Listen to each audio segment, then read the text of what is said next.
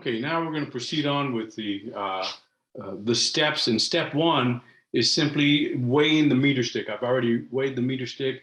I took a picture of it. I'll send it as part of the data, and it's 61 grams. The meter stick, without the little binder clip, is 61 grams. 61 grams. That's as close. This little scale is in gram increments. So 61 grams is what I read. And then we found the center point. The center point, you can see where it balances. It balances very well. The center point on this particular meter stick is 49.6 centimeters, 0.496 meters. So pretty much halfway. It's a little bit off.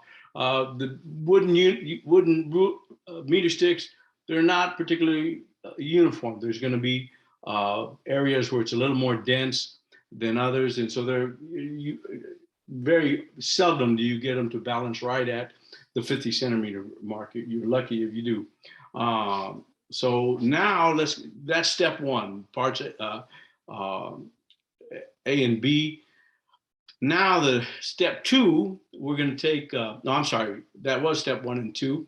Now we're going to take case 1, and that's with the meter stick on the support. Take a 100-gram mass. So here's our 100-gram mass, and we put it at 15 centimeters. Hopefully this will show up on the, no, it's going to be off a little bit. I might move the camera. There's at 15. And then we're going to take a 200. This is the 200.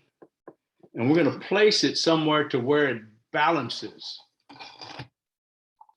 That's too much. Let's move it over. Oh. Okay. See which side. This side is heavier. So I need to move this side out.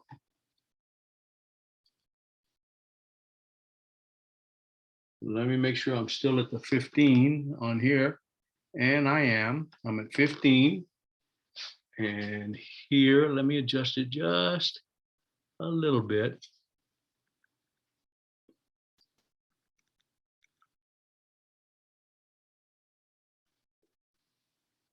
And let me slide it over so you can see that we've got 100 at 15. Let me turn this a little bit. We have 100 at 15, and we have 200 grams. So 100 grams at 15 and 200 grams at 66.9, just shy of 67. If I put it at 67, let's see how sensitive it is. Okay, it works at 67. It looks nicely balanced. So we've got 100 at 15 centimeters. That's 15. And we have 200 at 67 centimeters. So there's a torque from this 100 grams at, it's not 15. What is it? It's the 49.6 minus 15. That's going to be your lever arm. And on this one, you have 67, 200 at 67, 67 minus 49.6. That's going to be your lever arm on this side. And so your job is to calculate and see that they balance. Okay, and I think that's it for case number 1. It's step 3. So your job in part C is to compute the torques and find the percent difference of the computed values. That is, compare the clockwise torque with the counterclockwise torque. They should be equal. There is going to be some percent difference. So that's case 1.